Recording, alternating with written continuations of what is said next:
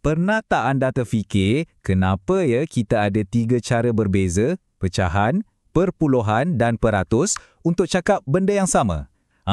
Hari ni jangan risau. Kita bukan nak buat kelas matematik yang bosan tu. Tak. Sebaliknya, kita nak jadi macam detektif sikit. Kita nak bongkar rahsia di sebalik 3 bahasa ni. Bahasa yang sebenarnya kita guna setiap hari untuk cakap pasal sebahagian daripada sesuatu. Kan? Macam pelik sikit bila fikir balik, separuh, 0.5, 50%, bunyinya lain-lain, tapi maksudnya sama. Jadi kenapa perlu susah-susah ada 3 bahasa berbeza? Inilah persoalan utama kita hari ni. Jom kita siasat, kenapa 3-3 ni wujud serentak, dan yang paling best, kita akan tengok macam mana setiap satu daripadanya ada kuasa unik yang tersendiri. Jadi, anggaplah kita ni macam nak mulakan satu pengembaraan. Kita akan singgah kat 3 negara bahasa ni. Setiap satu ada ceritanya, ada kehebatannya dan ada sebab kenapa ia sangat penting.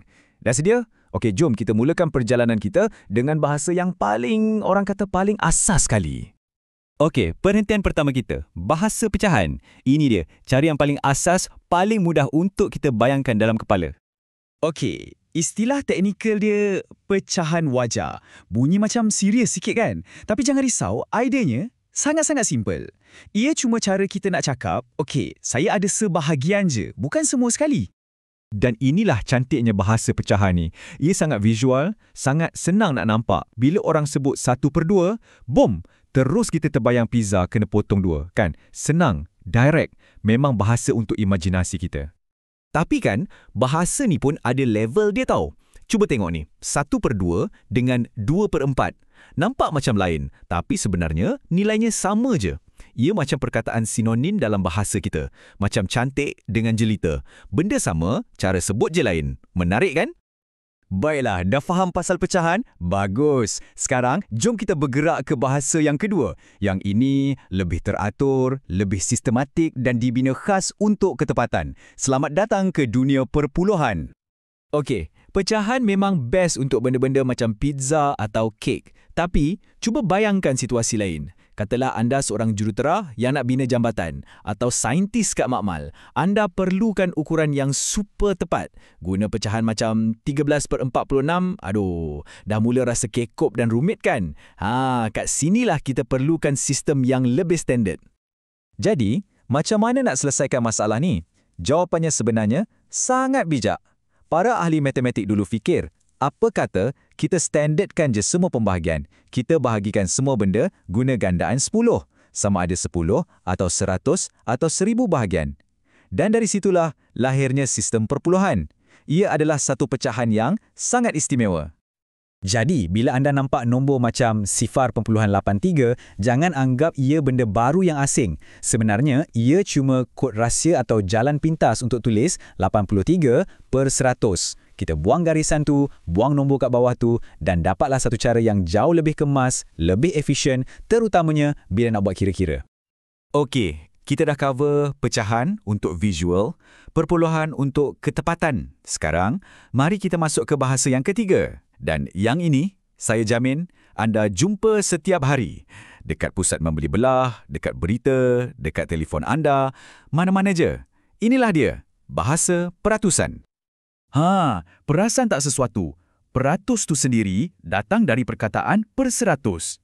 Macam pernah dengar kan? Ya, kita dah balik semula ke idea asas tadi. Jadi, peratus ni sebenarnya adik-beradik dengan perpuluhan. Ia cuma pecahan per-100 yang diberi makeover, dijenamakan semula supaya semua orang, tak kira siapa pun, boleh faham dengan serta-merta. Dan inilah dia, kuasa super peratusan. Kehebatannya ialah perbandingan. Kenapa? Sebab ia bagi kita satu pembaris universal yang sama untuk semua benda. Dari 0 sampai 100. Tak payah pening kepala dengan pecahan yang pelik-pelik atau titik perpuluhan. Kalau nak cakap dengan cepat dan jelas, peratusanlah juaranya. Cuba bayangkan ni, anda tengah jalan-jalan kat mall.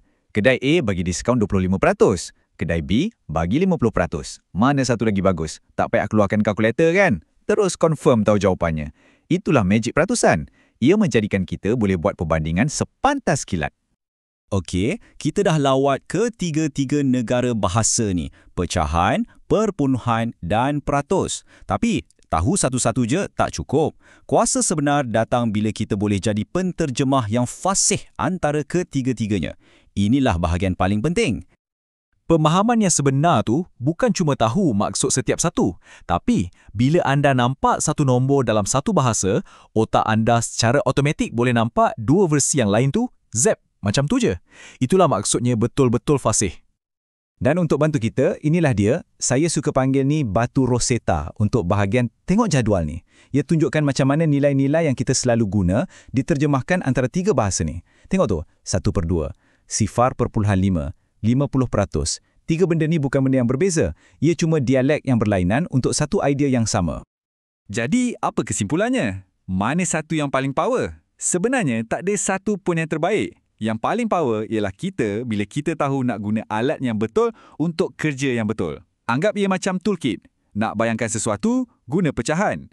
Nak kira dengan tepat, guna perpuluhan. Nak bandingkan dengan pantas, guna peratusan. Bila kita fasih ketiga-tiganya, itulah kuasa super yang sebenar. Jadi sebelum kita tamat, saya nak tinggalkan anda dengan satu soalan. Kalau benda yang nampak simple macam sebahagian ni pun ada tiga bahasa yang begitu hebat dengan kekuatan masing-masing, cuba fikirkan, apa lagi agaknya konsep-konsep mudah dari zaman sekolah kita dulu yang sebenarnya ada kuasa tersembunyi yang kita terlepas pandang selama ini?